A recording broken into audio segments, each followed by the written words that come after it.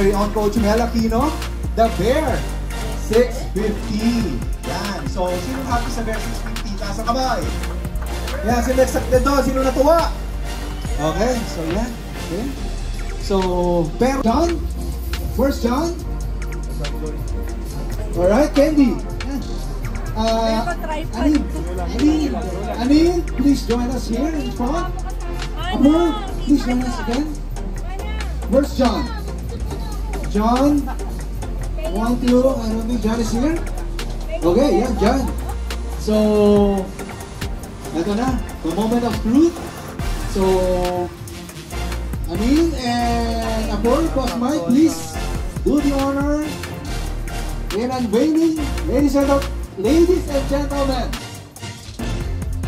here in the Philippines, here in our land, let us welcome the Royal Enfield Classic 650! So this one is in chrome. This one, yes. the black chrome.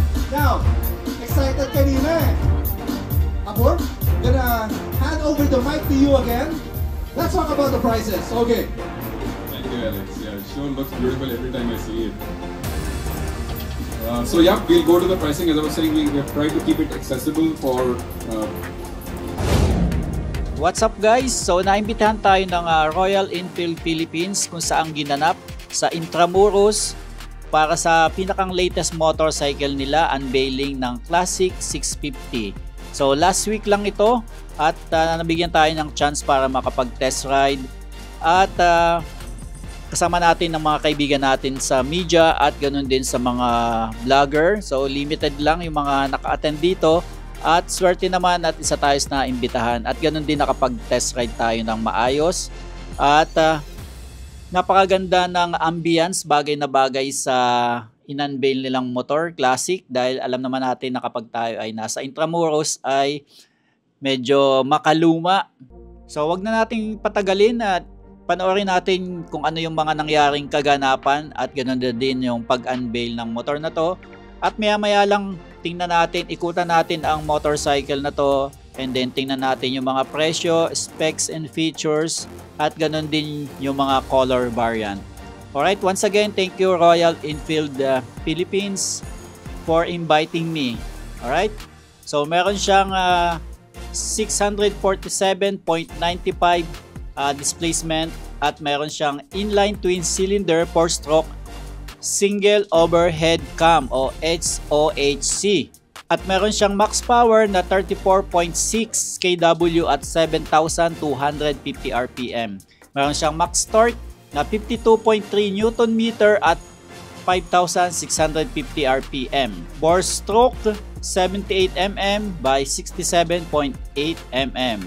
Compression ratio 9.5:1. At syempre, electric start ang kanyang starting system. At meron siyang wet multi-plate na clutch. So, fuel injection siya. At meron siyang fuel consumption na 4.66 liters per 100 km. Gearbox niya, meron siyang 6-speed constant mesh yung kanyang cambio. Ground clearance niya 154 mm with 892 mm. Seat height niya 800 mm, kaya naman sa mga kagaya nating 5'5 lang, tip to pero abot natin pareho. Meron siyang bigat na 243 kg, so medyo may kabigatan siya pero magaan ang handling niya at hindi mo mararamdaman halos yung kanyang bigat. So sa kanyang front suspension, telescopic fork 43 mm. At sa likuran, meron siyang rear suspension na twin shock. Kanyang wheelbase 147.5 mm o 1,475 mm. Ang kanyang length 2,318 mm. Height 1,137 mm. Fuel tank capacity niya, meron siyang malaking tangke na 14.8 liters. So dumako naman tayo sa kanyang brakes at saka tires. Meron na lapad ang gulong na 190/19. So medyo malaki yung kanyang diameter sa harapan o yung kanyang gulong. 19. And then sa likuran naman niya ay 140, 70, 18. So hindi siya 17 gaya ng ibang mga standard motorcycle. So sa likod 18, sa harap ay 19. Hydraulic disc brake, single 320mm disc, twin piston floating caliper sa kanyang brake front. At sa brake na panlikuran, hydraulic disc brake, single 300mm disc, twin piston floating caliper. At syempre meron siyang ABS dual channel. So yun ang maganda. Meron likod at harap na anti-brake system. So tail lamp ay LED na rin, pati na din yung headlamp niya, LED headlamp. Turn signal 10 watts left and right.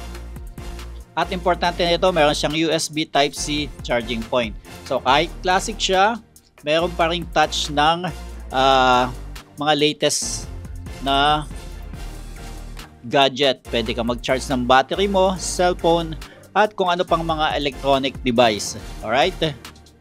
So sa color, meron siyang gaya ng nasabi ko, yung black chrome. Meron ding teal, which is wala dito sa Pilipinas or hindi pa dumadating. At merong Ballium red. So tatlong kulay at dalawa lang yung available na nakita natin. So yung Ballium red, iba ang presyo niya, 429,000 pesos. And then yung teal ay 435,000 pesos. At ang pinakamahal na kulay ay yung black chrome. Ito yung pinakang nagustuhan ko kasi napaka-kintab niya dahil ang daming naka-chrome na. At yung design ng kanyang tangke ay medyo teardrop design. Ganun din yung mga fender niya. No? Kung mapapansin nyo is puro chrome na siya. Wala ka nang babaguhin dito hanggang sa kanyang tambutso. So napakagandang tingnan. Ganun din yung kanyang side mirror niya. At saka yung headlight niya, no, medyo mayroon siyang parang sombrero na nakaano na rin siya, chrome. So wala ka nang gagalawin dito except siguro kung gusto mong palakasin yung tambutso, papamodify mo. Yung kanyang rim ay spoke na at aluminum yung kanyang rim. So may rayos siya guys, kaya mas matibay, So ginanap ito sa Intramuros, bagay na bagay sa Classic. Nagkaroon tayo ng konting photo ops at meron din mga video na hindi tayo masyadong prepared. Tumigil tayo sa mga popular destination dito sa Intramuros, gaya ng malapit sa Manila Cathedral kung di tayo nagkakamali. At dumaan din tayo sa may Binondo Bridge, yung sikat na tambayan ngayon, lalo na paghapon hanggang gabi. So dumaan tayo doon. At syempre umikot ulit tayo at nakapag-test ride naman tayo ng maayos. So meron 3 unit na pinagamit sila.